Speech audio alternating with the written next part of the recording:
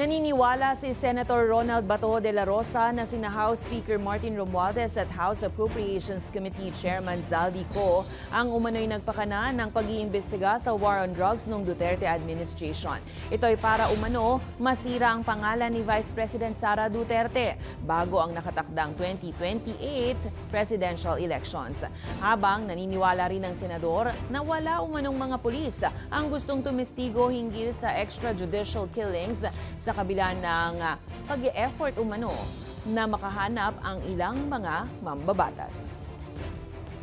The effort is there, lata naman natin. Sinong Speaker of the House? Romualdez.